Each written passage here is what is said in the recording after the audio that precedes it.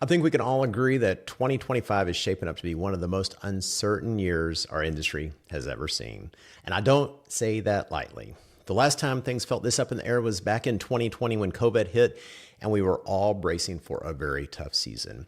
But as we remember, that year actually turned out to be one of the best seasons many of us had ever had. Now, fast forward to today, and 2025 is going to go down as the tariff chaos year. No doubt about it. We're heading into some uncharted territory. So I want to break it down and give you a clear picture of what's going on and what it means for us suppliers, installers, and business owners. On the tariff front, it's complicated, it's changing fast, and it's hitting our industry directly. Fortunately, there have been some recent positive developments with the tariffs that will give us some breathing room, but it will create some business challenges. Let's jump into that. So just as a quick reminder, tariffs are taxes imposed on suppliers who import, such as us at Christmas Designers. Various countries play a role in manufacturing Christmas decorations, but I'm going to focus on three today. It's going to be Cambodia, Vietnam, and the biggest, of course, being China. Over the past couple of months, we've seen an aggressive escalation of tariffs. First, the reciprocal tariffs hit 57 countries, Cambodia getting hit with 49%, Vietnam with 46%. Then came the 10% universal tariff applied across the board on top of all existing tariffs. That was applied to every country in the world. That pushed a product's landed cost up significantly. For Cambodia, for example, Christmas lights had the original 8% tariff that has been in place for years. Then the 49% reciprocal tariff was added on top of that. And then finally, a 10% universal tariff was added on top of all of that. So that's 67% total tariff stacked on top of product cost. The good news, the U.S. paused the reciprocal tariffs for 90 days, and that hold is in effect until July 8th. For now, that means lights from Cambodia are down to 18%. You have the original 8% plus the 10% universal. We're hoping that pause gets extended, but of course, there are no guarantees. Now, let's talk about the big one, China. For weeks up until recently, we were staring down the barrel of 145% tariff on top of any previously applied tariffs. This instantly stopped any additional products from coming out of China. Let's take a look at how that 145% would have affected one of the key products from China, which is Christmas lights. We had the 33% original tariff that has been in place for years, plus the 20% tariff applied earlier this year, and then the big one, the 125% tariff that was applied on April 2nd. So that was a total of 178% added to the cost of a Christmas light set. Some products like Christmas trees, wreaths, and garlands have been exempt from tariffs previously. They were on the list for tariffs in 2018, but at the last minute they did get exempt, and we've been enjoying that exemption for a number of years. But now they were going to be hit with the full 145% tariff. But here's the latest. The U.S. has announced a 90-day reduction of the additional tariff to China. That's from 145% now being reduced down to 30%. Now, this is in addition to any previous tariffs that were already in place. So for Christmas lights coming out of China, that does mean a 66% tariff, 33% from the pre-2025 tariffs, and then 30% that is now in place. So anyone bringing lights in from China is still going to be feeling some pretty significant pain.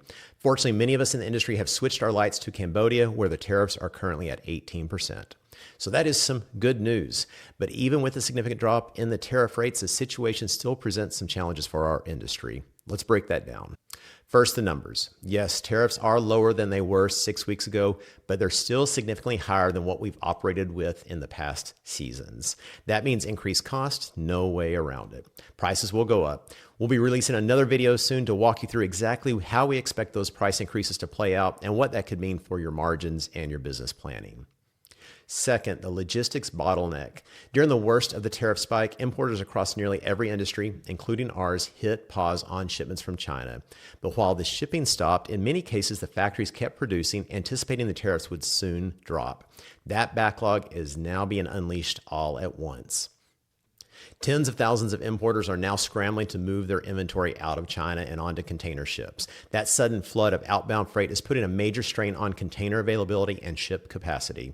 And if that sounds familiar, it should. This is exactly what triggered the 2021 shipping crisis when container rates skyrocketed from $7,000 per container to over $24,000 for each container. And port congestion brought delays across the board. We're not there yet, but we could be heading that direction. The wild card We don't know what product was outright canceled versus how much is being held and just now being shipped. If there is a significant amount of canceled orders, that may help lower the outbound volume.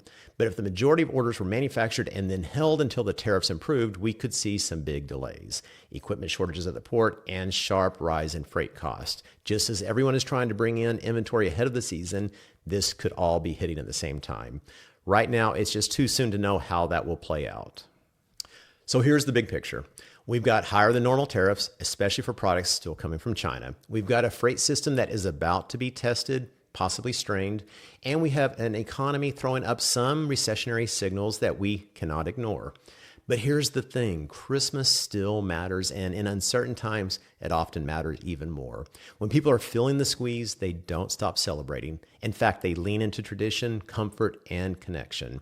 Christmas lights and decorations do more than just look good. They represent hope, joy, and a break from the noise.